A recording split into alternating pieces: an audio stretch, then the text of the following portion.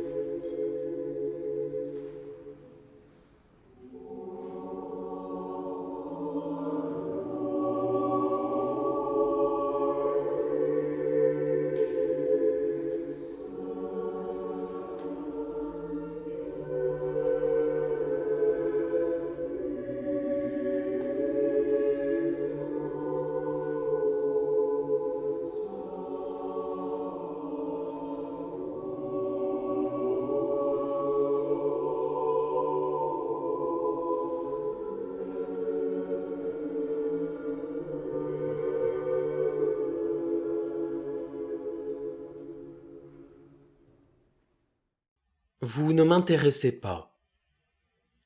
C'est là une parole qu'un homme ne peut pas adresser à un homme sans commettre une cruauté et blesser la justice. Votre personne ne m'intéresse pas. Cette parole peut avoir place dans une conversation affectueuse entre amis proches, sans blesser ce qu'il y a de plus délicatement ombrageux dans l'amitié. De même, on dira sans s'abaisser: ma personne ne compte pas, mais non pas je ne compte pas. C'est la preuve que le vocabulaire du courant de pensée moderne dit personnaliste est erroné. Et en ce domaine, là où il y a une grave erreur de vocabulaire, il est difficile qu'il n'y ait pas une grave erreur de pensée. Il y a dans chaque homme quelque chose de sacré, mais ce n'est pas sa personne. Ce n'est pas non plus la personne humaine. C'est lui, cet homme, tout simplement. Voilà un passant dans la rue, qui a de longs bras, des yeux bleus, un esprit où passent des pensées que j'ignore, mais qui peut-être sont médiocres. Ce n'est ni sa personne, ni la personne humaine en lui qui m'est sacrée.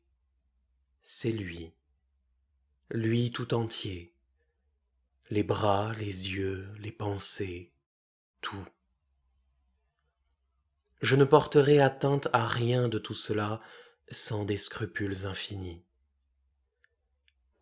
Si la personne humaine était en lui ce qu'il y a de sacré pour moi, je pourrais facilement lui crever les yeux. Une fois aveugle, il sera une personne humaine exactement autant qu'avant.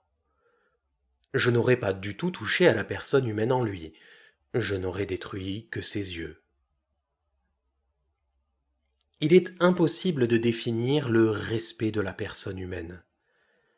Ce n'est pas seulement impossible à définir en paroles, beaucoup de notions lumineuses sont dans ce cas. Mais cette notion-là ne peut pas non plus être conçue.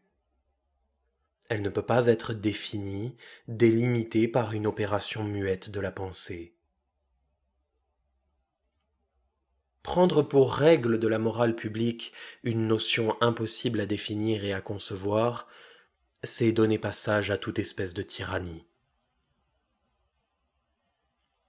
La notion de droit, lancée à travers le monde en 1789, a été, par son insuffisance interne, impuissante à exercer la fonction qu'on lui confiait. Amalgamer deux notions insuffisantes en parlant des droits de la personne humaine ne nous mènera pas plus loin. Qu'est-ce qui m'empêche, au juste, de crever les yeux à cet homme si j'en ai la licence et que cela m'amuse? Quoiqu'il me soit sacré tout entier, il ne m'est pas sacré sous tout rapport, à tous égards.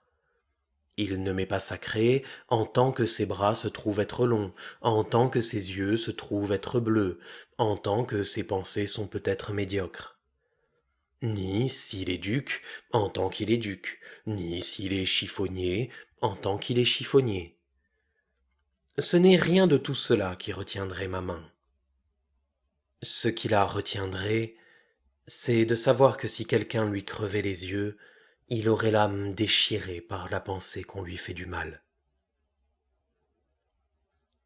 Il y a, depuis la petite enfance jusqu'à la tombe, au fond du cœur de tout être humain, quelque chose qui, malgré toute l'expérience des crimes commis, soufferts et observés, s'attend invinciblement à ce qu'on lui fasse du bien et non du mal. C'est cela, avant toute chose, qui est sacré en tout être humain. Le bien est la seule source du sacré. Il n'y a de sacré que le bien et ce qui est relatif au bien. Cette partie profonde, enfantine du cœur qui s'attend toujours à du bien, ce n'est pas elle qui est en jeu dans la revendication. Le petit garçon qui surveille jalousement si son frère n'a pas eu un morceau de gâteau un peu plus grand que lui, cède à un mobile venu d'une partie bien plus superficielle de l'âme. Le mot de justice a deux significations très différentes qui ont rapport à ces deux parties de l'âme. La première seule importe. Toutes les fois que surgit au fond d'un cœur humain la plainte enfantine que le Christ lui-même n'a pu retenir, pourquoi me fait-on du mal? Il y a certainement injustice. Car si, comme il arrive souvent, c'est là seulement l'effet d'une erreur, l'injustice consiste alors dans l'insuffisance de l'explication. Ceux qui infligent les coups qui provoquent ce cri cèdent à des mobiles différents selon les caractères et selon les moments. Certains trouvent à certains moments une volupté dans ce cri.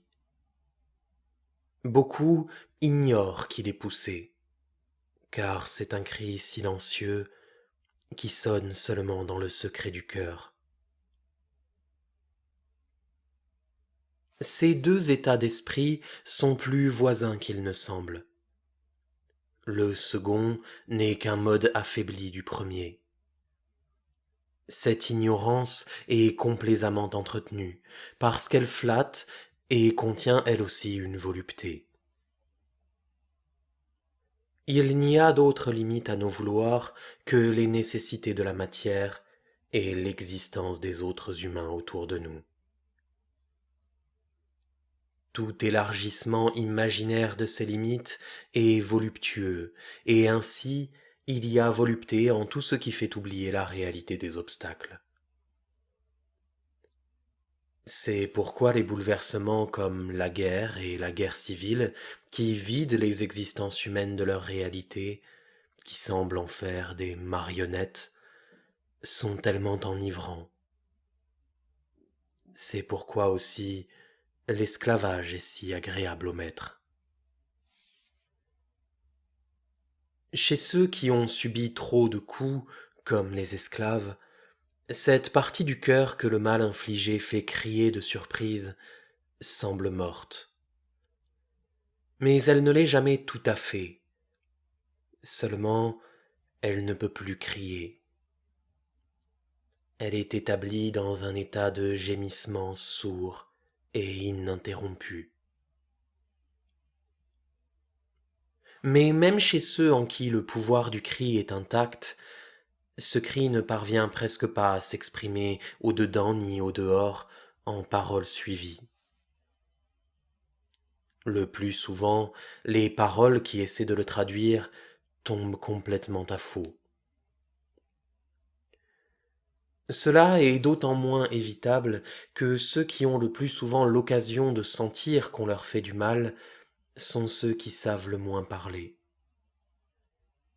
Rien n'est plus affreux, par exemple, que de voir en correctionnel un malheureux balbutier devant un magistrat qui fait en langage élégant de fines plaisanteries.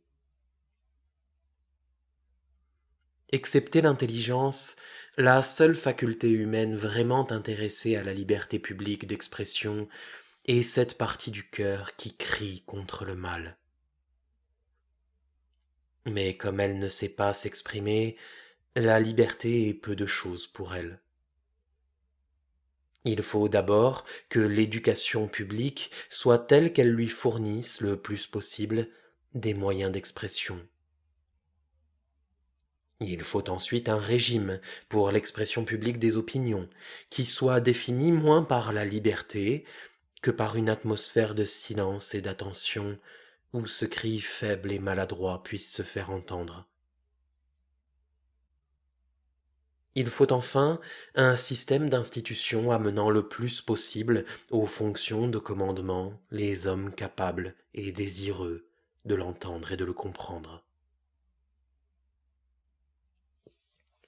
Il est clair qu'un parti occupé à la conquête ou à la conservation du pouvoir gouvernemental ne peut discerner dans ses cris que du bruit.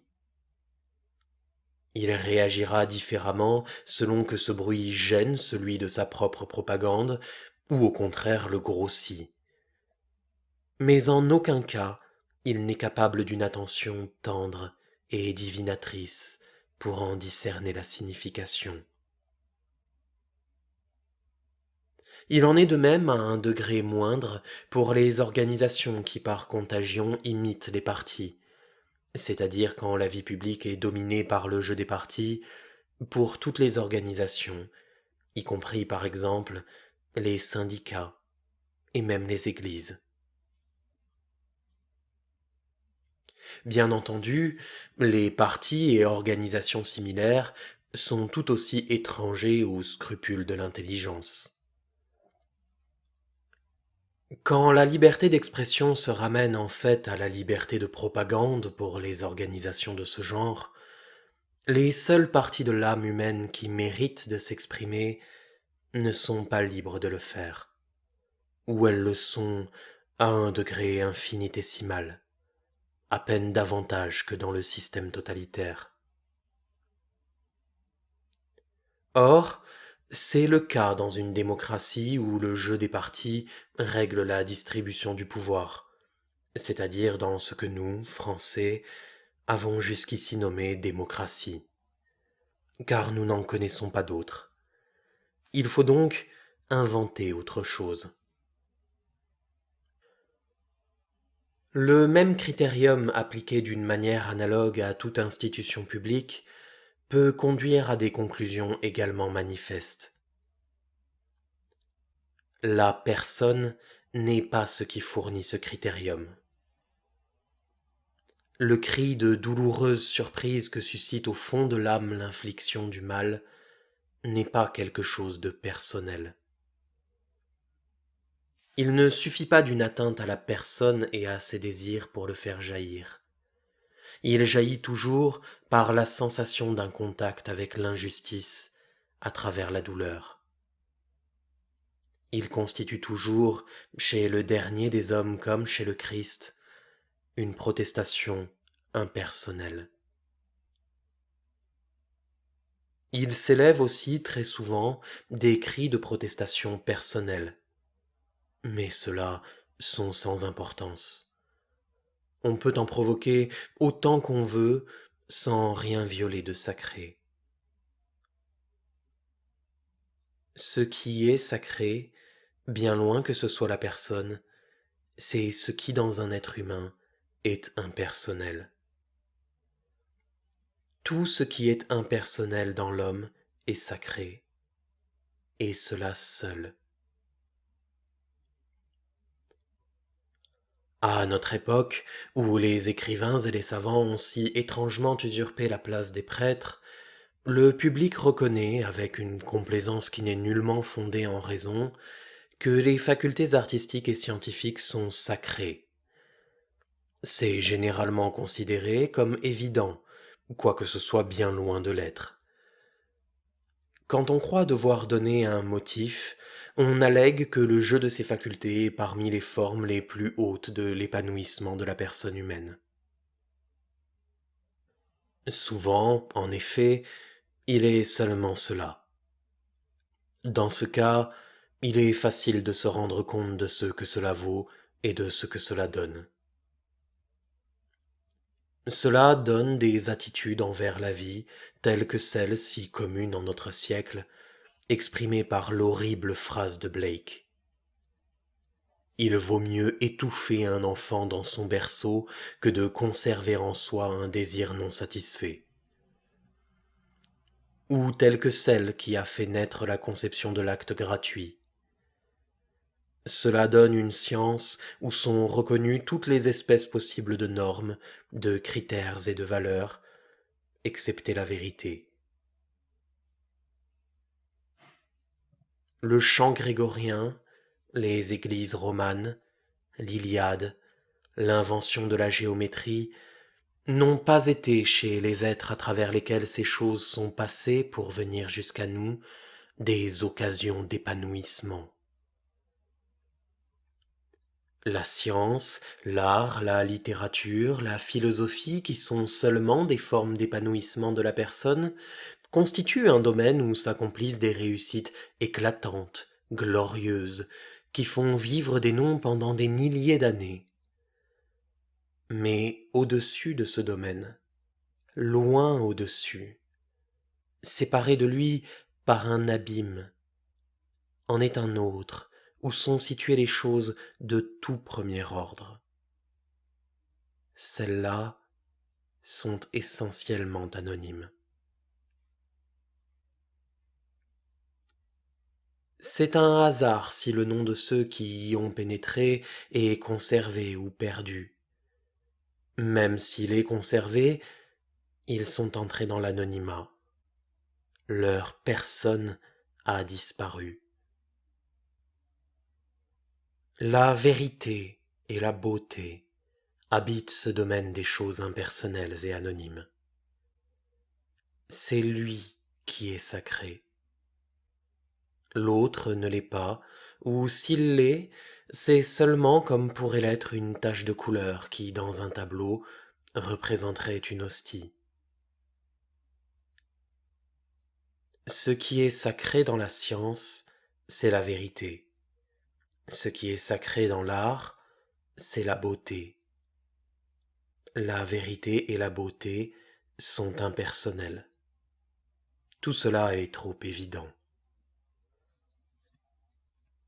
Si un enfant fait une addition, et s'il se trompe, l'erreur porte le cachet de sa personne. S'il procède d'une manière parfaitement correcte, sa personne est absente de toute l'opération. La perfection est impersonnelle. La personne en nous, c'est la part en nous de l'erreur et du péché. Tout l'effort des mystiques a toujours visé à obtenir qu'il n'y ait plus dans leur âme aucune partie qui dise «je». Mais la partie de l'âme qui dit «nous» est encore infiniment plus dangereuse. Le passage dans l'impersonnel ne s'opère que par une attention d'une qualité rare et qui n'est possible que dans la solitude. Non seulement la solitude de fait, mais la solitude morale. Il ne s'accomplit jamais chez celui qui se pense lui-même comme membre d'une collectivité, comme partie d'un nous. Les hommes en collectivité n'ont pas accès à l'impersonnel, même sous les formes inférieures. Un groupe d'êtres humains ne peut pas faire même une addition. Une addition s'opère dans un esprit qui oublie momentanément qu'il existe aucun autre esprit. Le personnel est opposé à l'impersonnel, mais il y a passage de l'un à l'autre. Il n'y a pas passage du collectif à l'impersonnel. Il faut que d'abord une collectivité se dissolve en personnes séparées pour que l'entrée dans l'impersonnel soit possible. En ce sens seulement, la personne participe davantage du sacré que la collectivité. Non seulement la collectivité est étrangère au sacré, mais elle égare en fournissant une fausse imitation. L'erreur qui attribue à la collectivité un caractère sacré est l'idolâtrie.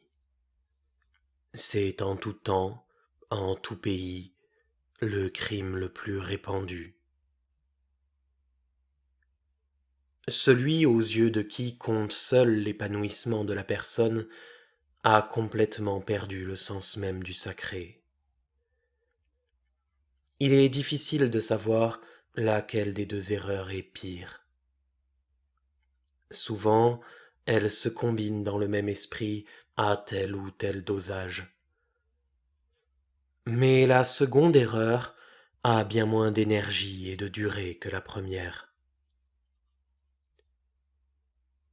Du point de vue spirituel, la lutte entre l'Allemagne de 1940 et la France de 1940 était principalement une lutte non entre la barbarie et la civilisation, non entre le mal et le bien, mais entre la première erreur et la seconde.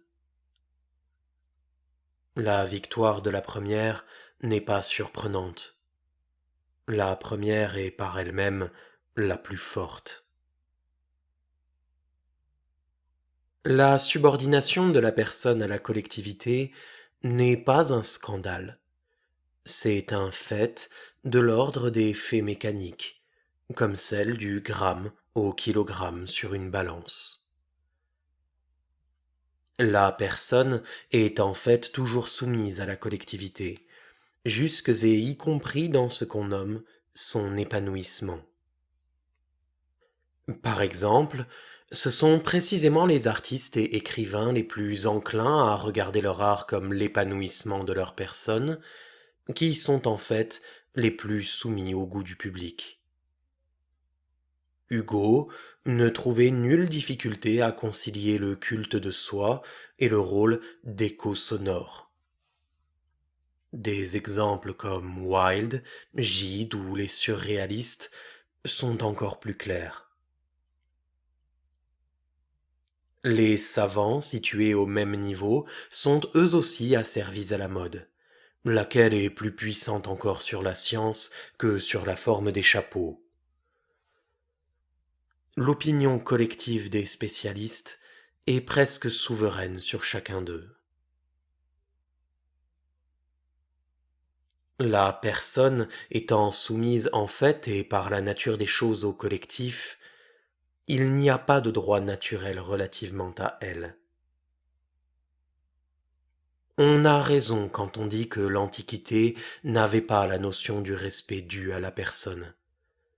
Elle pensait beaucoup trop clairement pour une conception tellement confuse. L'être humain n'échappe au collectif qu'en s'élevant au-dessus du personnel pour pénétrer dans l'impersonnel.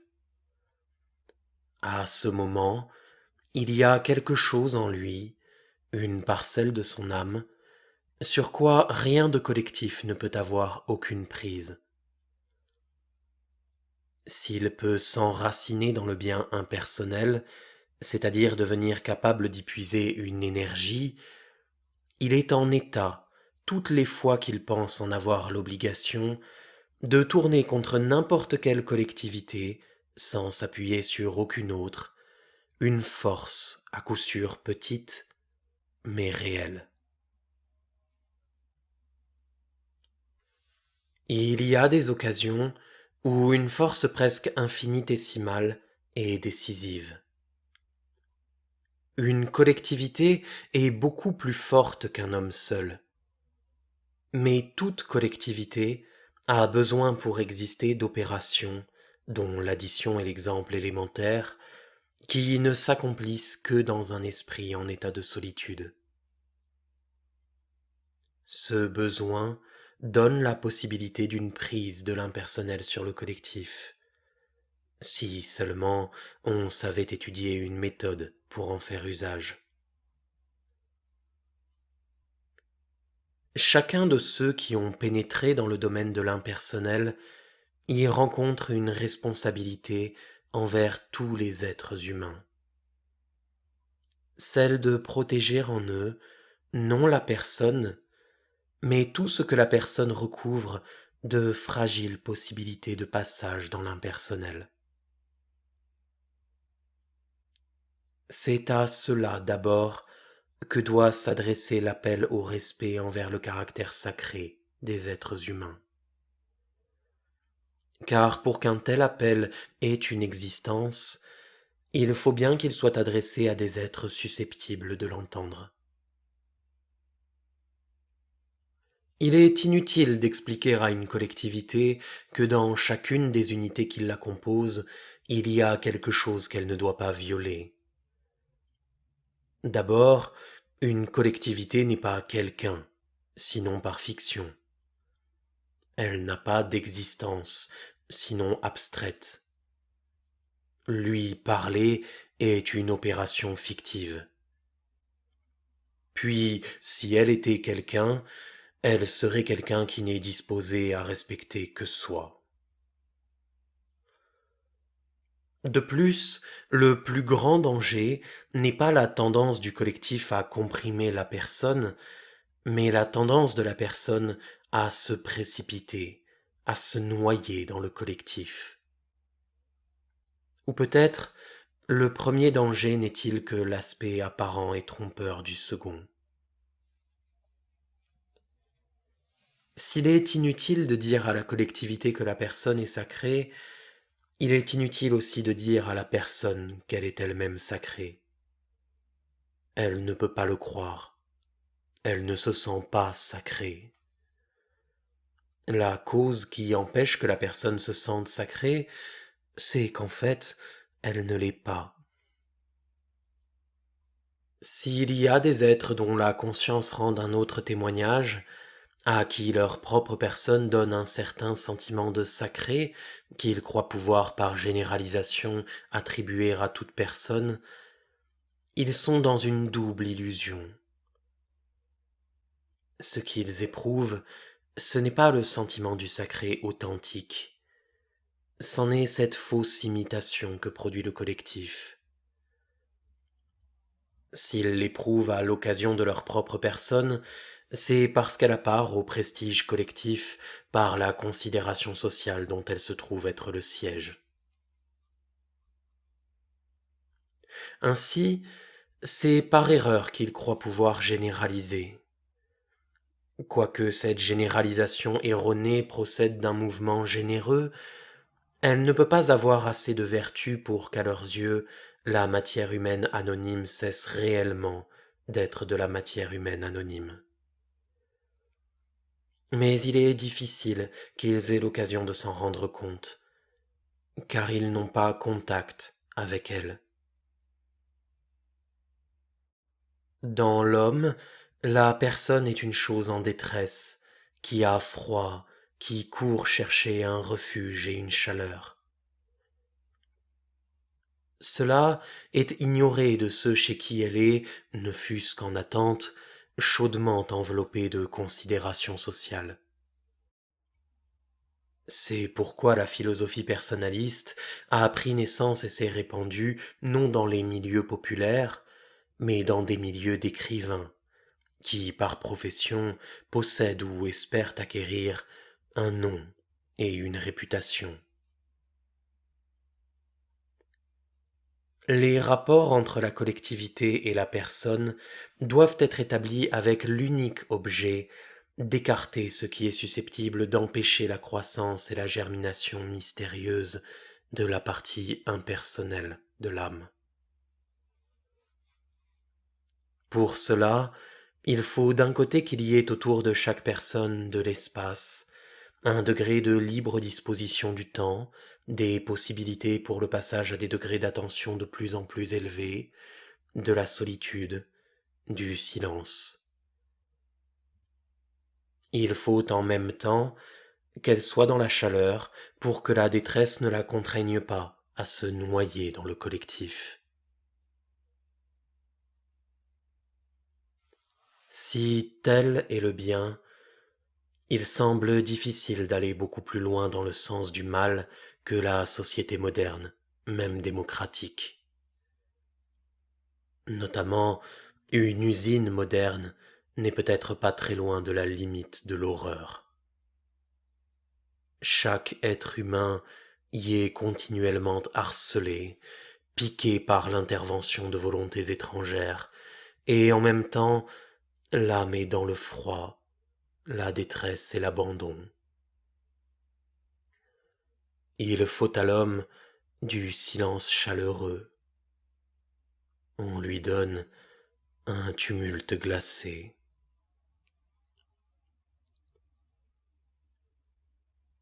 Le travail physique, bien qu'il soit une peine, n'est pas par lui-même une dégradation.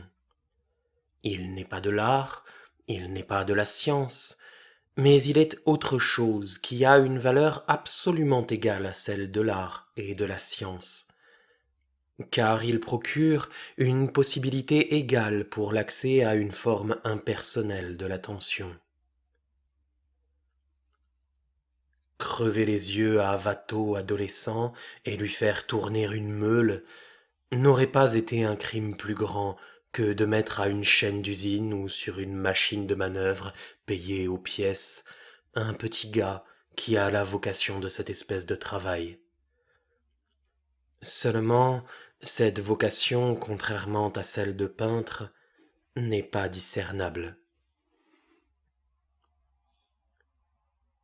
Exactement dans la même mesure que l'art et la science, bien que d'une manière différente, le travail physique est un certain contact avec la réalité, la vérité, la beauté de cet univers, et avec la sagesse éternelle qui en constitue l'ordonnance. C'est pourquoi avilir le travail est un sacrilège exactement au sens où fouler aux pieds une hostie est un sacrilège. Si ceux qui travaillent le sentaient, s'ils sentaient que du fait qu'ils en sont victimes, ils en sont en un sens les complices, leur résistance aurait un tout autre élan que celui que peut leur fournir la pensée de leur personne et de leurs droits. Ce ne serait pas une revendication, ce serait un soulèvement de l'être tout entier, farouche et désespéré, comme chez une jeune fille qu'on veut mettre de force dans une maison de prostitution. Et ce serait en même temps un cri d'espérance issu du fond du cœur. Ce sentiment habite bien en eux, mais tellement inarticulé qu'il est indiscernable pour eux-mêmes. Les professionnels de la parole sont bien incapables de leur en fournir l'expression. Quand on leur parle de leur propre sort, on choisit généralement de leur parler de salaire. Eux, sous la fatigue qui les accable et fait de tout effort d'attention une douleur, accueillent avec soulagement la clarté facile des chiffres. Ils oublient ainsi que l'objet à l'égard duquel il y a marchandage, dont ils se plaignent qu'on les force à le livrer au rabais, qu'on leur en refuse le juste prix, ce n'est pas autre chose que leur âme. Imaginons que le diable est en train d'acheter une âme d'un malheureux, et que quelqu'un, prenant pitié du malheureux, intervienne dans le débat et dise au diable: il est honteux de votre part de n'offrir que ce prix. L'objet vaut au moins le double. Cette farce sinistre est celle qu'a joué le mouvement ouvrier, avec ses syndicats, ses partis, ses intellectuels de gauche. Cet esprit de marchandage était déjà implicite dans la notion de droit que les gens de 1789 ont eu l'imprudence de mettre au centre de l'appel qu'ils ont voulu crier à la face du monde. C'était en détruire d'avance la vertu. La notion de droit est liée à celle de partage, d'échange, de quantité. Elle a quelque chose de commercial. Elle évoque par elle-même le procès, la plaidoirie. Le droit ne se soutient que sur un ton de revendication, et quand ce ton est adopté, c'est que la force n'est pas loin derrière lui pour le confirmer, ou sans cela, il est ridicule. Il y a quantité de notions, situées toutes dans la même catégorie, qui sont tout à fait étrangères par elles-mêmes au surnaturel et sont pourtant un peu au-dessus de la force brutale. Elles sont toutes relatives aux mœurs de la bête collective, pour employer le langage de Platon, quand celle-ci garde quelques traces d'un dressage imposé par l'opération surnaturelle de la grâce. Quand elles ne reçoivent pas continuellement un renouveau d'existence d'un renouveau de cette opération, quand elles n'en sont que des survivances, elles se trouvent par nécessité sujettes aux caprices de la bête.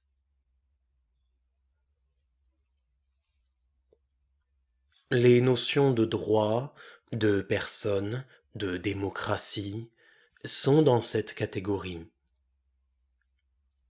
Bernanos a eu le courage d'observer que la démocratie n'oppose aucune défense au dictateur.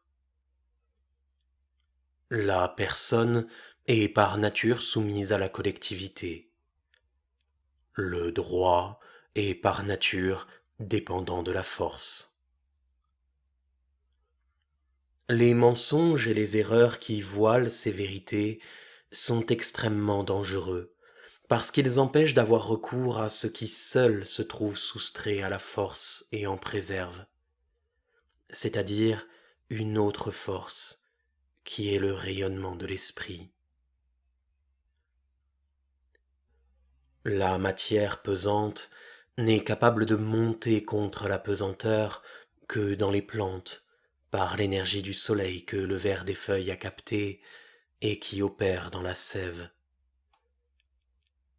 La pesanteur et la mort reprendront progressivement mais inexorablement la plante privée de lumière.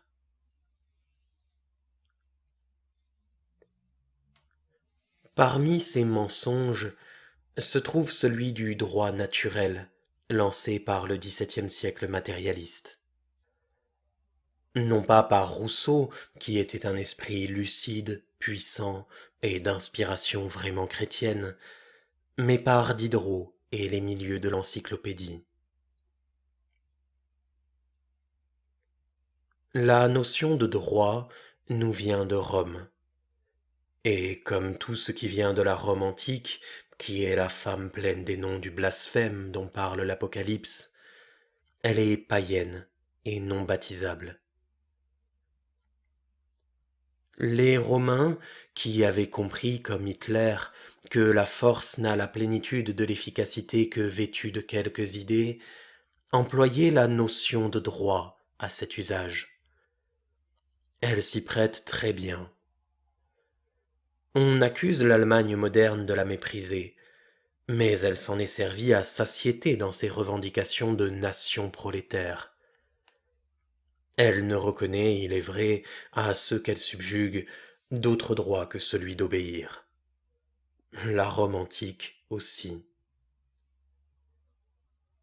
Louer la Rome antique de nous avoir légué la notion de droit est singulièrement scandaleux.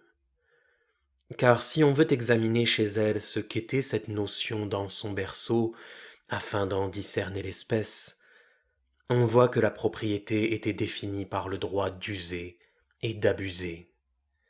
Et en fait, la plupart de ces choses dont tout propriétaire avait le droit d'user et d'abuser étaient des êtres humains.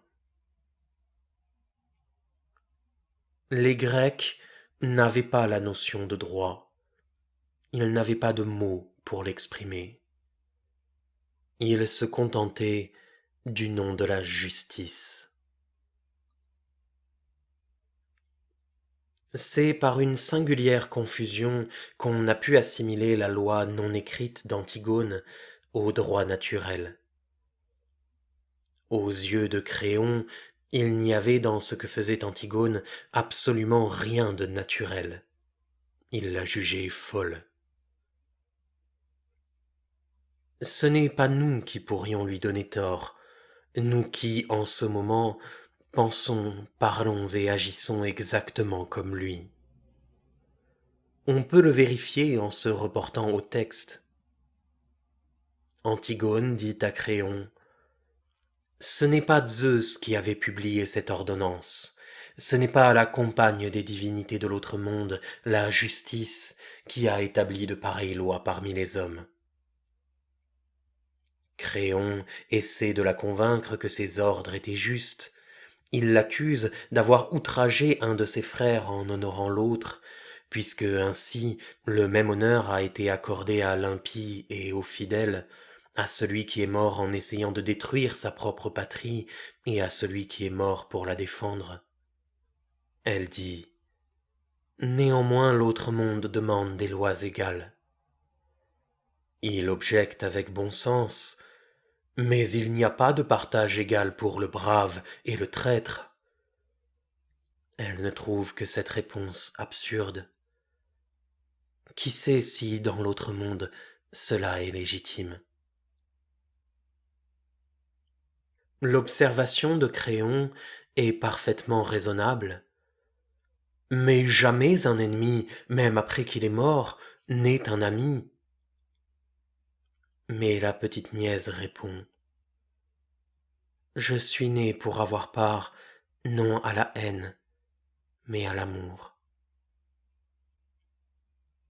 Créon, alors, de plus en plus raisonnable: va donc dans l'autre monde, et puisqu'il faut que tu aimes, aime ceux qui demeurent là-bas. En effet, c'était bien là sa vraie place. Car la loi non écrite à laquelle obéissait cette petite fille, bien loin d'avoir quoi que ce fût de commun avec aucun droit, ni avec rien de naturel, n'était pas autre chose que l'amour extrême, absurde, qui a poussé le Christ sur la croix. La justice, compagne des divinités de l'autre monde, prescrit cet excès d'amour.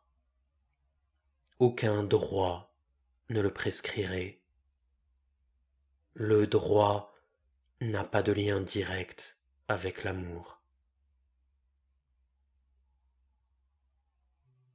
Comme la notion de droit est étrangère à l'esprit grec, elle est étrangère aussi à l'inspiration chrétienne, là où elle est pure, non mélangée d'héritage romain ou hébraïque ou aristotélicien. On n'imagine pas saint François d'Assise parlant de droit. Si l'on dit à quelqu'un qui soit capable d'entendre: ce que vous me faites n'est pas juste, on peut frapper et éveiller à la source l'esprit d'attention et d'amour. Il n'en est pas de même de paroles comme j'ai le droit de, vous n'avez pas le droit de. Elles enferment une guerre latente et éveillent un esprit de guerre. La notion de droit, mise au centre des conflits sociaux, y rend impossible de part et d'autre toute nuance de charité. Il est impossible, lorsqu'on en fait un usage presque exclusif, de garder le regard fixé sur le vrai problème. Un paysan sur qui un acheteur dans un marché fait indiscrètement pression pour l'amener à vendre ses œufs à un prix modéré peut très bien répondre: J'ai le droit de garder mes œufs si on ne m'offre pas un assez bon prix. Mais une jeune fille qu'on est en train de mettre de force dans une maison de prostitution ne parlera pas de ses droits. Dans une telle situation, ce mot semblerait ridicule à force d'insuffisance. C'est pourquoi le drame social, qui est analogue à la seconde situation, est apparu faussement par l'usage de ce mot comme analogue à la première. L'usage de ce mot a fait de ce qui aurait dû être un cri jailli du fond des entrailles une aigre criaillerie de revendication, sans pureté ni efficacité. La notion de droit entraîne naturellement à sa suite, du fait même de sa médiocrité, celle de personne, car le droit est relatif aux choses personnelles. Il est situé à ce niveau. En ajoutant au mot de droit celui de personne, ce qui implique le droit de la personne à ce qu'on nomme l'épanouissement, on ferait un mal encore bien plus grave. Le cri des opprimés descendrait plus bas encore que le ton de la revendication. Il prendrait celui de l'envie. Car la personne ne s'épanouit que lorsque du prestige social la gonfle. Son épanouissement est un privilège social. On ne le dit pas aux foules en leur parlant des droits de la personne. On leur dit le contraire. Elles ne disposent pas d'un pouvoir suffisant d'analyse pour le connaître clairement par elles-mêmes. Mais elles le sentent. Leur expérience quotidienne leur en donne la certitude. Ce ne peut être pour elles un motif de repousser ce mot d'ordre. À notre époque d'intelligence obscurcie, on ne fait aucune difficulté de réclamer pour tous une part égale aux privilèges, aux choses qui ont pour essence d'être des privilèges. C'est une espèce de revendication à la fois absurde et basse.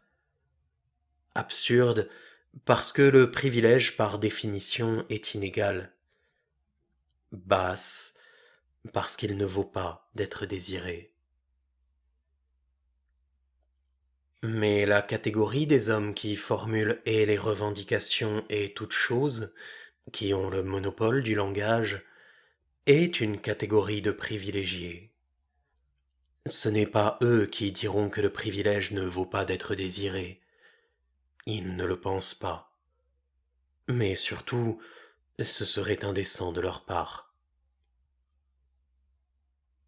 Beaucoup de vérités indispensables et qui sauveraient les hommes ne sont pas dites par une cause de ce genre. Ceux qui pourraient les dire ne peuvent pas les formuler, ceux qui pourraient les formuler ne peuvent pas les dire.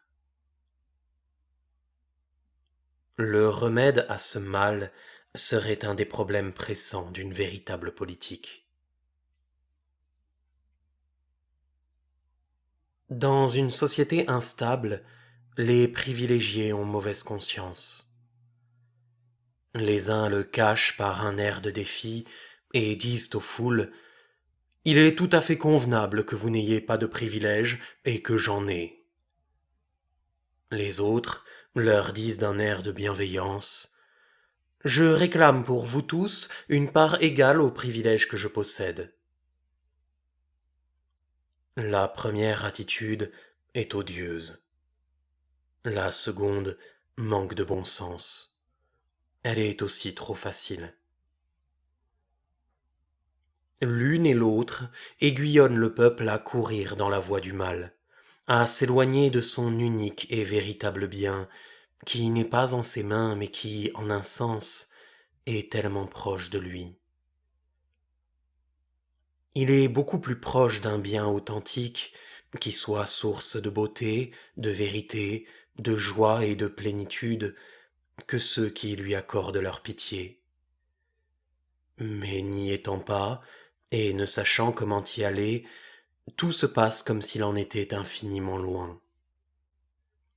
Ceux qui parlent pour lui, à lui, sont également incapables de comprendre et dans quelle détresse il se trouve, et quelle plénitude de bien se trouve presque à sa portée.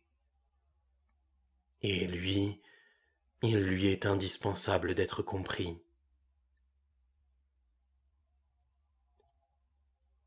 Le malheur est par lui-même inarticulé.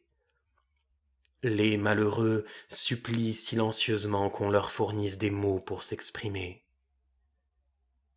Il y a des époques où ils ne sont pas exaucés.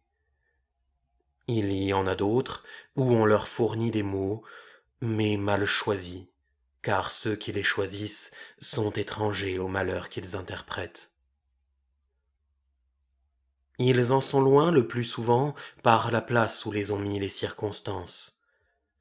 Mais même s'ils en sont proches, ou s'ils ont été dedans à une période de leur vie, même récente, ils y sont néanmoins étrangers, parce qu'ils s'y sont rendus étrangers aussitôt qu'ils ont pu.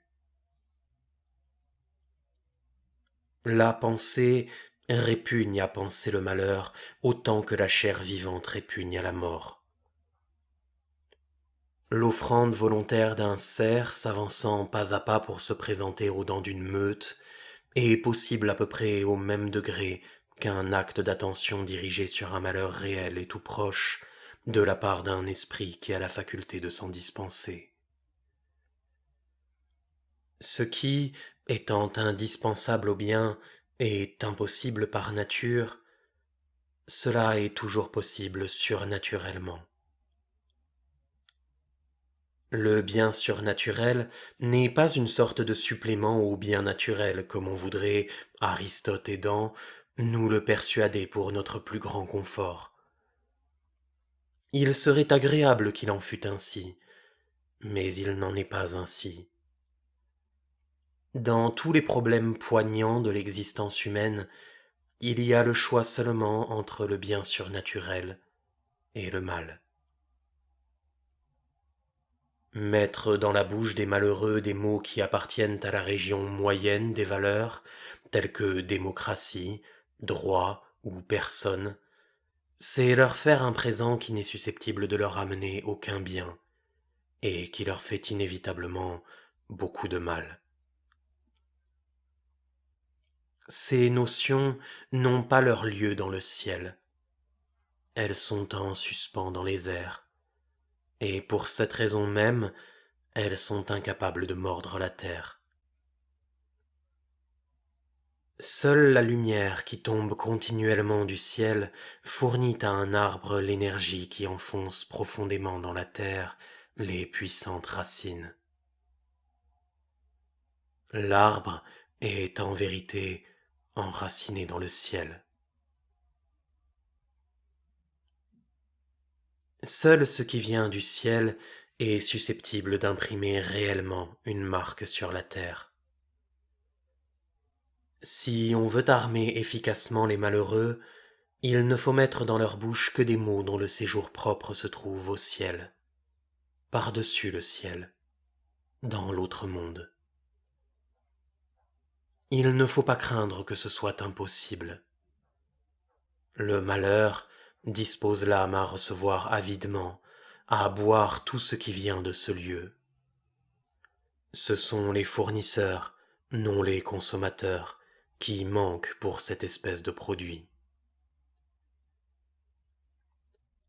Le critère pour le choix des mots est facile à reconnaître et à employer. Les malheureux, submergés de mal, aspirent au bien. Mais il ne faut leur donner que des mots qui expriment seulement du bien à l'état pur. La discrimination est facile. Les mots auxquels peut se joindre quelque chose qui désigne un mal sont étrangers au bien pur. On exprime un blâme quand on dit «il met sa personne en avant». La personne est donc étrangère au bien. On peut parler d'un abus de la démocratie. La démocratie est donc étrangère au bien. La possession d'un droit implique la possibilité d'en faire un bon ou un mauvais usage. Le droit est donc étranger au bien. Au contraire, l'accomplissement d'une obligation est un bien toujours, partout.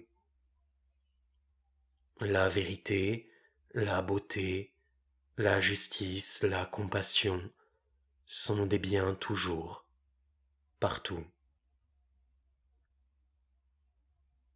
Il suffit, pour être sûr qu'on dit ce qu'il faut, de se restreindre quand il s'agit des aspirations des malheureux, aux mots et aux phrases qui expriment toujours, partout, en toutes circonstances, uniquement du bien. C'est l'un des deux seuls services qu'on puisse leur rendre avec des mots. L'autre est de trouver des mots qui expriment la vérité de leur malheur, qui, à travers les circonstances extérieures, rendent sensible le cri toujours poussé dans le silence. Pourquoi me fait-on du mal? Ils ne doivent pas compter pour cela sur les hommes de talent, les personnalités, les célébrités, ni même sur les hommes de génie, au sens où l'on emploie d'ordinaire le mot génie, dont on confond l'usage avec celui du mot talent. Ils ne peuvent compter que sur les génies de tout premier ordre. Le poète de l'Iliade, Échille, Sophocle, Shakespeare tel qu'il était quand il écrivit Lyre, Racine tel qu'il était quand il écrivit Phèdre. Cela ne fait pas un grand nombre. Mais il y a quantité d'êtres humains qui, étant mal ou médiocrement doués par la nature, paraissent infiniment inférieurs non seulement à Homère, Échille, Sophocle, Shakespeare, Racine, mais aussi à Virgile, Corneille, Hugo, et qui, cependant, vivent dans le royaume des biens impersonnels où ces derniers n'ont pas pénétré. Un idiot de village, au sens littéral du mot, qui aime réellement la vérité, quand même il n'émettrait jamais que des balbutiements, et par la pensée infiniment supérieure à Aristote. Il est infiniment plus proche de Platon qu'Aristote ne l'a jamais été. Il a du génie, au lieu qu'à Aristote, le mot de talent convient seul. Si une fée venait lui proposer de changer son sort contre une destinée analogue à celle d'Aristote, la sagesse pour lui serait de refuser sans hésitation. Mais il n'en sait rien. Personne ne le lui dit. Tout le monde lui dit le contraire. Il faut le lui dire. Il faut encourager les idiots, les gens sans talent, les gens de talent médiocre ou à peine mieux que moyen, qui ont du génie. Il n'y a pas à craindre de les rendre orgueilleux. L'amour de la vérité est toujours accompagné d'humilité. Le génie réel n'est pas autre chose que la vertu surnaturelle d'humilité dans le domaine de la pensée. Au lieu d'encourager la floraison des talents, comme on se le proposait en 1789, il faut chérir et réchauffer avec un tendre respect la croissance du génie. Car seuls les héros réellement purs, les saints et les génies, peuvent être un secours pour les malheureux. Entre les deux, les gens de talent, d'intelligence, d'énergie, de caractère, de forte personnalité, font écran et empêchent le secours. Il ne faut faire aucun mal à l'écran, mais il faut le mettre doucement de côté, en tâchant qu'il s'en aperçoive le moins possible. Et il faut casser l'écran beaucoup plus dangereux du collectif, en supprimant toute la part de nos institutions et de nos mœurs où habite une forme quelconque de l'esprit de parti. Ni les personnalités, ni les partis n'accordent jamais audience, soit à la vérité, soit au malheur.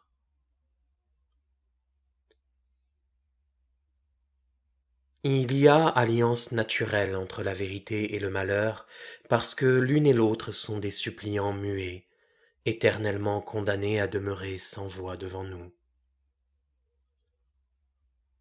Comme un vagabond, accusé en correctionnel d'avoir pris une carotte dans un champ, se tient debout devant le juge qui, commodément assis, enfile élégamment questions, commentaires et plaisanteries, tandis que l'autre ne parvient pas même à balbutier. Ainsi se tient la vérité, devant une intelligence occupée à aligner élégamment des opinions. Le langage, même chez l'homme qui en apparence se tait, est toujours ce qui formule les opinions. La faculté naturelle qu'on nomme intelligence est relative aux opinions et au langage.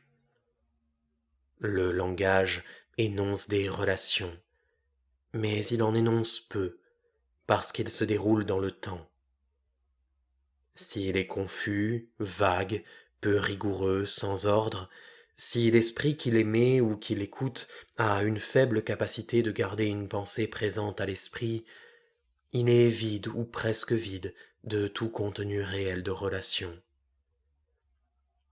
S'il est parfaitement clair, précis, rigoureux, ordonné, s'il s'adresse à un esprit capable, ayant conçu une pensée, de la garder présente pendant qu'il en conçoit une autre, de garder ces deux présentes pendant qu'il en conçoit une troisième, et ainsi de suite, en ce cas, le langage peut être relativement riche en relations. Mais comme toute richesse, cette richesse relative est d'une atroce misère comparée à la perfection qui, seule, est désirable. Même en mettant les choses au mieux, un esprit enfermé dans le langage est en prison. Sa limite, c'est la quantité de relations que les mots peuvent rendre présentes à son esprit en même temps. Il reste dans l'ignorance des pensées impliquant la combinaison d'un nombre de relations plus grand. Ces pensées sont hors du langage, non formulables, quoiqu'elles soient parfaitement rigoureuses et claires, et quoique chacune des relations qui les composent soit exprimable en mots parfaitement précis. Ainsi, l'esprit se meut dans un espace clos de vérité partielle, qui peut d'ailleurs être plus ou moins grand, sans pouvoir jamais jeter même un regard sur ce qui est au dehors. Si un esprit captif ignore sa propre captivité, il vit dans l'erreur. S'il l'a reconnue, ne fût-ce qu'un dixième de seconde, et s'est empressé de l'oublier pour ne pas souffrir, il séjourne dans le mensonge. Des hommes d'intelligence extrêmement brillante peuvent naître, vivre et mourir dans l'erreur et le mensonge. En cela, l'intelligence n'est pas un bien, ni même un avantage. La différence entre hommes plus ou moins intelligents est comme la différence entre des criminels condamnés pour la vie à l'emprisonnement cellulaire et dont les cellules seraient plus ou moins grandes. Un homme intelligent et fier de son intelligence ressemble à un condamné qui serait fier d'avoir une grande cellule. Un esprit qui sent sa captivité voudrait cela dissimuler, mais s'il a horreur du mensonge, il ne le fera pas. Il lui faudra alors beaucoup souffrir. Il se cognera contre la muraille jusqu'à l'évanouissement, s'éveillera, regardera la muraille avec crainte, puis un jour recommencera et s'évanouira de nouveau, et ainsi de suite, sans fin, sans aucune espérance. Un jour, il s'éveillera de l'autre côté du mur. Il est peut-être encore captif dans un cadre seulement plus spacieux, qu'importe.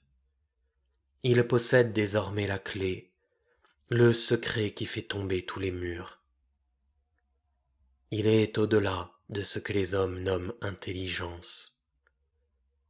Il est là où commence la sagesse. Tout esprit enfermé par le langage est capable seulement d'opinion. Tout esprit devenu capable de saisir des pensées inexprimables à cause de la multitude des rapports qui s'y combinent, quoique plus rigoureuses et plus lumineuses que ce qu'exprime le langage le plus précis, tout esprit parvenu à ce point séjourne déjà dans la vérité. La certitude et la foi sans ombre lui appartiennent. Et il importe peu qu'il ait eu à l'origine peu ou beaucoup d'intelligence, qu'il ait été dans une cellule étroite ou large. Ce qui importe seul, c'est qu'étant arrivé au bout de sa propre intelligence, quelle qu'elle pût être, il soit passé au-delà. Un idiot de village est aussi proche de la vérité qu'un enfant prodige. L'un et l'autre en sont séparés seulement par une muraille. On n'entre pas dans la vérité sans avoir passé à travers son propre anéantissement, sans avoir séjourné longtemps dans un état d'extrême et totale humiliation.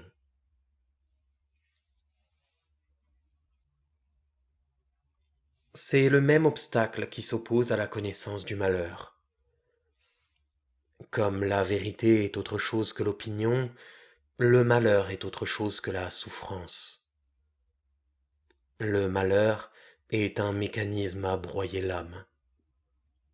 L'homme qui y est pris est comme un ouvrier happé par les dents d'une machine. Ce n'est plus qu'une chose déchirée et sanguinolente. Le degré et la nature de la souffrance qui constitue au sens propre un malheur diffèrent beaucoup selon les êtres humains. Cela dépend surtout de la quantité d'énergie vitale possédée au point initial et de l'attitude adoptée devant la souffrance. La pensée humaine ne peut pas reconnaître la réalité du malheur. Si quelqu'un reconnaît la réalité du malheur, il doit se dire: un jeu de circonstances que je ne contrôle pas peut m'enlever n'importe quoi à n'importe quel instant, y compris toutes ces choses qui sont tellement à moi que je les considère comme étant moi-même. Il n'y a rien en moi que je ne puisse perdre. Un hasard peut n'importe quand abolir ce que je suis et mettre à la place n'importe quoi de vil et de méprisable. Penser cela avec toute l'âme, c'est éprouver le néant. C'est l'état d'extrême et totale humiliation qui est aussi la condition du passage dans la vérité. C'est une mort de l'âme. C'est pourquoi le spectacle du malheur nu cause à l'âme la même rétractation que la proximité de la mort cause à la chair. On pense aux morts avec piété quand on les évoque seulement avec l'esprit, ou quand on va sur des tombes, ou quand on les voit convenablement disposés sur un lit. Mais la vue de certains cadavres qui sont comme jetés sur un champ de bataille, avec un aspect à la fois sinistre et grotesque, cause de l'horreur. La mort apparaît nue, non habillée, et la chair frémit.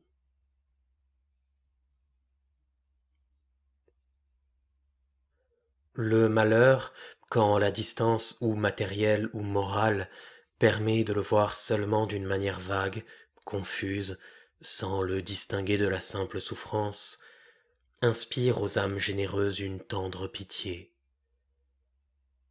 Mais quand un jeu quelconque de circonstances fait que soudain, quelque part, il se trouve révélé à nu, comme étant quelque chose qui détruit, une mutilation ou une lèpre de l'âme, on frémit et on recule. Et les malheureux eux-mêmes éprouvent le même frémissement d'horreur devant eux-mêmes.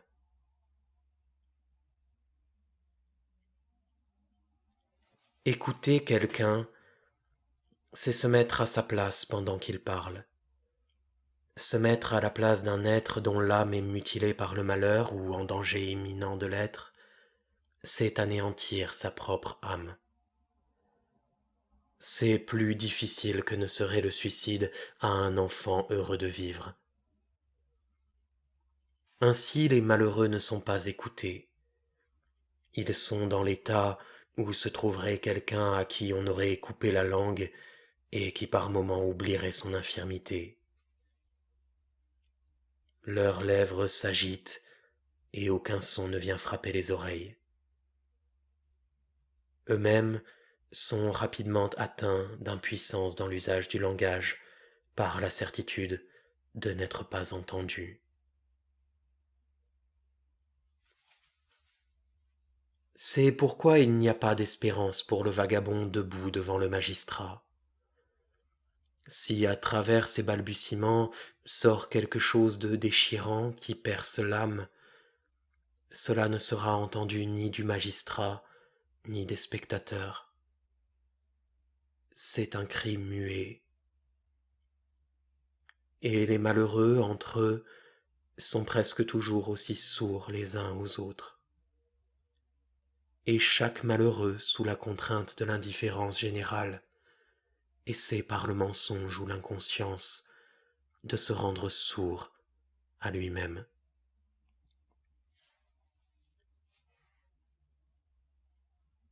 Seule l'opération surnaturelle de la grâce fait passer une âme à travers son propre anéantissement jusqu'au lieu où se cueille l'espèce d'attention qui, seule, permet d'être attentif à la vérité et au malheur. C'est la même pour les deux objets. C'est une attention intense, pure, sans mobile, gratuite, généreuse. Et cette attention est amour.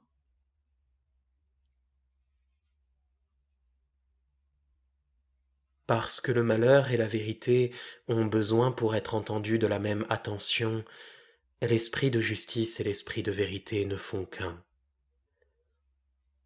L'esprit de justice et de vérité n'est pas autre chose qu'une certaine espèce d'attention, qui est du pur amour.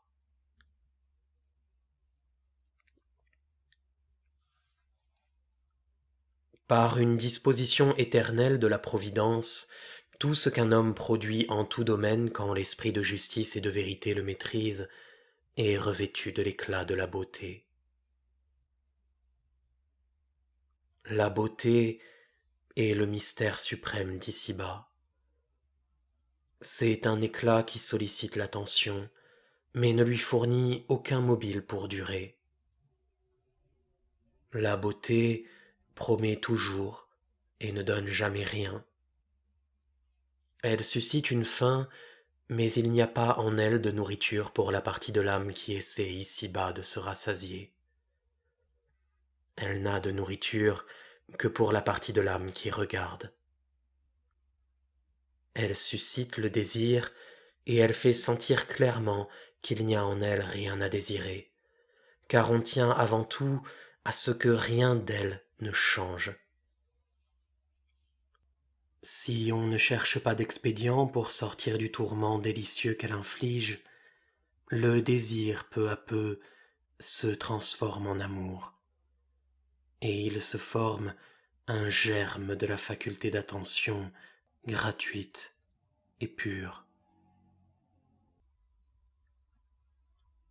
Autant le malheur est hideux, autant l'expression vraie du malheur est souverainement belle.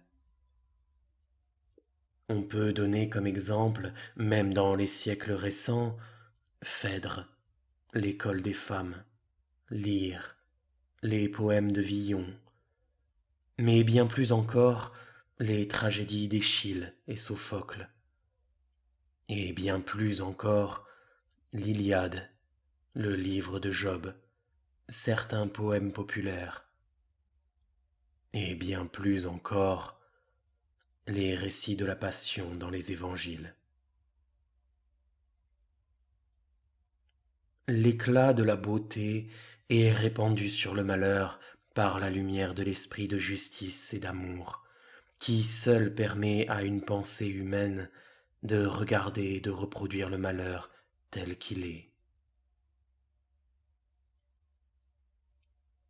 Toutes les fois aussi qu'un fragment de vérité inexprimable passe dans des mots qui, sans pouvoir contenir la vérité qui les a inspirés, ont avec elle une correspondance si parfaite par leur arrangement qu'ils fournissent un support à tout esprit désireux de la retrouver, toutes les fois qu'il en est ainsi, un éclat de beauté est répandu sur les mots. Tout ce qui procède de l'amour pur est illuminé par l'éclat de la beauté. La beauté est sensible, quoique très confusément, et mélangée à beaucoup de fausses imitations, à l'intérieur de la cellule où toute pensée humaine est d'abord emprisonnée. La vérité et la justice à la langue coupée ne peuvent espérer aucun autre secours que le sien. Elle n'a pas non plus de langage, elle ne parle pas, elle ne dit rien. Mais elle a une voix pour rappeler. Elle appelle et montre la justice et la vérité qui sont sans voix. Comme un chien aboie pour faire venir des gens auprès de son maître qui gît inanimé dans la neige. Justice, vérité, beauté sont sœurs et alliées. Avec trois mots si beaux, il n'est pas besoin d'en chercher d'autres. La justice consiste à veiller à ce qu'il ne soit pas fait de mal aux hommes. Il est fait du mal à un être humain quand il crie intérieurement « Pourquoi est-ce qu'on me fait du mal ?» Il se trompe souvent dès qu'il essaie de se rendre compte quel mal il subit, qui le lui inflige, pourquoi on le lui inflige. Mais le cri est infaillible. L'autre crie si souvent entendu « Pourquoi l'autre a-t-il plus que moi ?» est relatif au droit. Il faut apprendre à distinguer les deux cris et faire taire le second le plus qu'on peut, avec le moins de brutalité possible, en s'aidant d'un code, des tribunaux ordinaires et de la police. Pour former les esprits capables de résoudre les problèmes situés dans ce domaine, l'école de droit suffit. Mais le cri « Pourquoi me fait-on du mal ?» pose des problèmes tout autres, auquel est indispensable l'esprit de vérité, de justice et d'amour. Dans toute âme humaine monte continuellement la demande qu'il ne lui soit pas fait de mal. Le texte du Pater adresse cette demande à Dieu. Mais Dieu n'a le pouvoir de préserver du mal que la partie éternelle d'une âme entrée avec lui en contact réel et direct. Le reste de l'âme, et l'âme tout entière en quiconque n'a pas reçu la grâce du contact réel et direct avec Dieu, est abandonnée au vouloir des hommes et au hasard des circonstances. Ainsi, c'est aux hommes à veiller à ce qu'il ne soit pas fait de mal aux hommes. Quelqu'un à qui on fait du mal, il pénètre vraiment du mal en lui. Non pas seulement la douleur, la souffrance, mais l'horreur même du mal. Comme les hommes ont le pouvoir de se transmettre du bien les uns aux autres, ils ont aussi le pouvoir de se transmettre du mal. On peut transmettre du mal à un être humain en le flattant, en lui fournissant du bien-être, des plaisirs. Mais le plus souvent, les hommes transmettent du mal aux hommes en leur faisant du mal.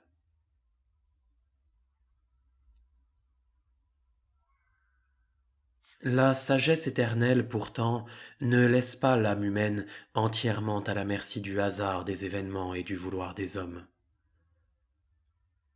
Le mal infligé du dehors à un être humain sous forme de blessure exaspère le désir du bien et suscite ainsi automatiquement la possibilité d'un remède.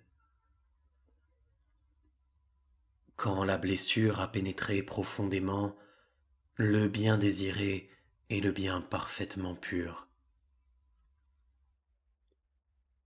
La partie de l'âme qui demande «Pourquoi me fait-on du mal?»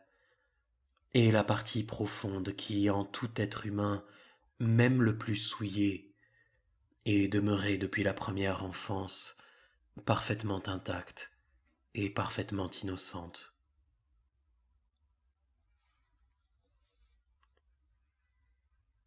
Préserver la justice, protéger les hommes de tout mal, c'est d'abord empêcher qu'on leur fasse du mal. Pour ceux à qui on a fait du mal, c'est en effacer les conséquences matérielles, mettre les victimes dans une situation où la blessure, si elle n'a pas percé trop profondément, soit guérie naturellement par le bien-être. Mais pour ceux chez qui la blessure a déchiré toute l'âme, c'est en plus et avant tout calmer la soif en leur donnant à boire du bien parfaitement pur.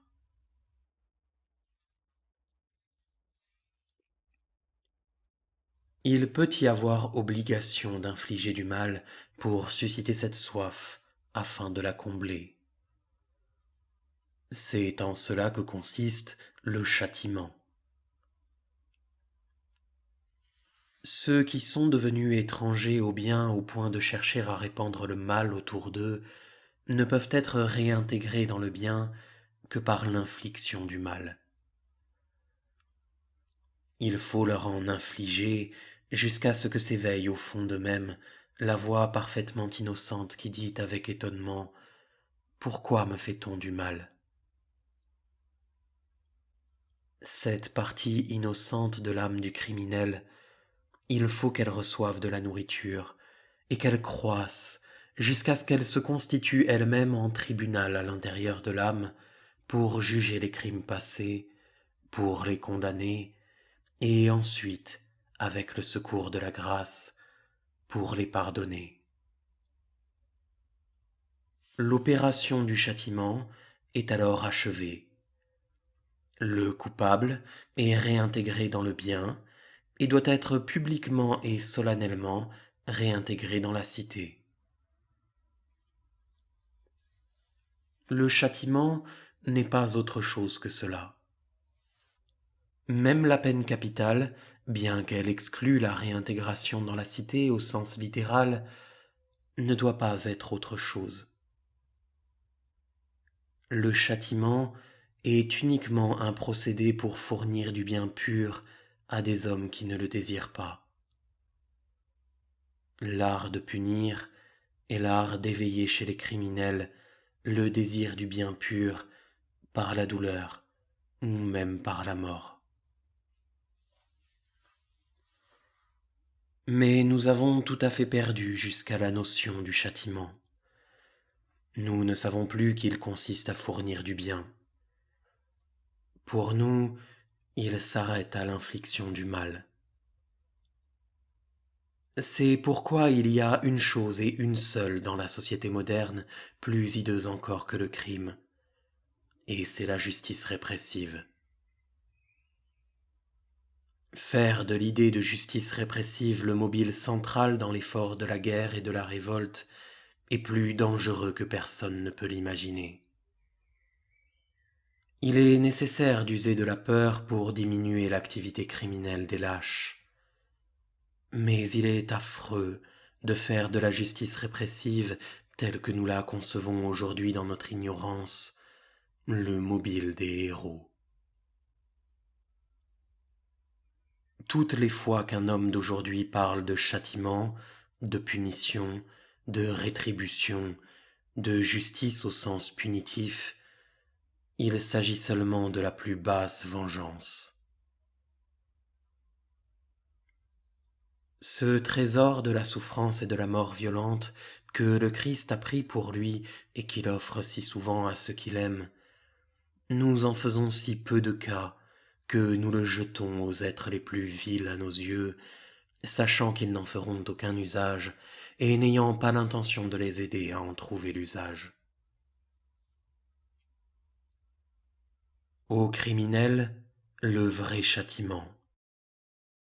Aux malheureux que le malheur a mordus au fond de l'âme, une aide capable de les amener à étancher leur soif aux sources surnaturelles.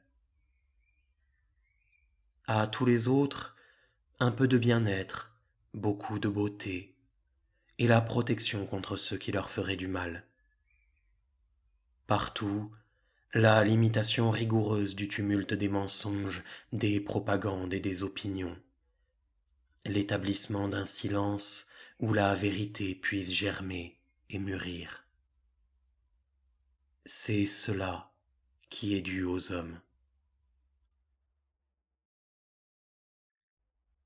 Pour assurer cela aux hommes, on ne peut compter que sur les êtres passés de l'autre côté d'une certaine limite.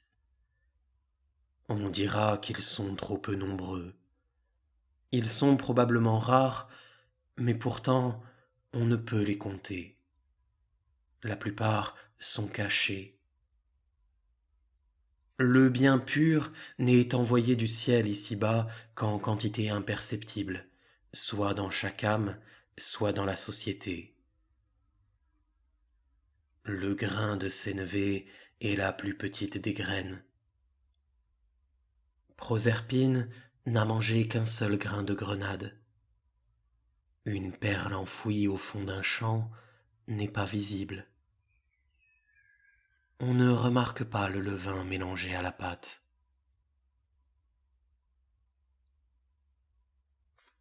Mais comme dans les réactions chimiques, les catalyseurs ou les bactéries, dont le levain est un exemple, de même dans les choses humaines, les grains imperceptibles de bien pur opèrent d'une manière décisive par leur seule présence, s'ils sont mis où il faut. Comment les mettre où il faut?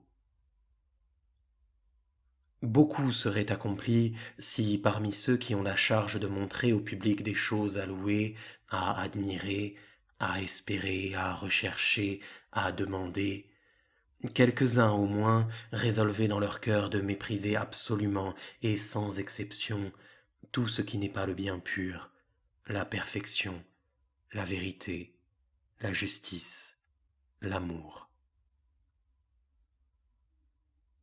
Davantage serait fait si la plupart de ceux qui détiennent aujourd'hui des morceaux d'autorité spirituelle sentaient l'obligation de ne jamais proposer aux aspirations des hommes que du bien réel et parfaitement pur.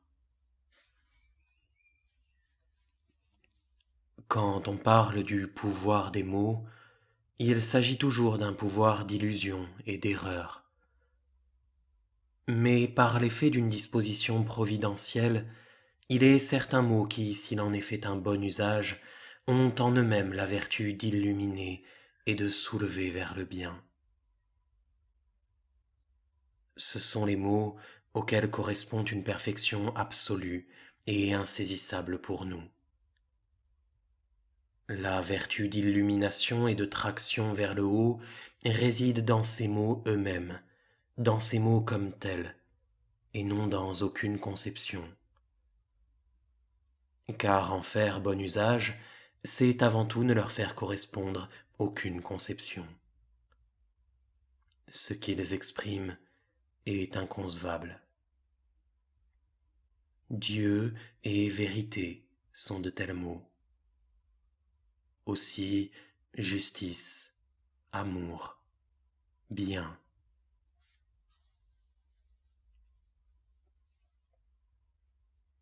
De tels mots sont dangereux à employer. Leur usage est une ordalie. Pour qu'il en soit fait un usage légitime, il faut à la fois ne les enfermer dans aucune conception humaine et leur joindre des conceptions et des actions directement et exclusivement inspirées par leur lumière. Autrement, ils sont rapidement reconnus par tous comme étant du mensonge. Ce sont des compagnons inconfortables. Des mots comme droit, démocratie et personne sont plus commodes. À ce titre, ils sont naturellement préférables aux yeux de ceux qui, même avec de bonnes intentions, ont assumé des fonctions publiques.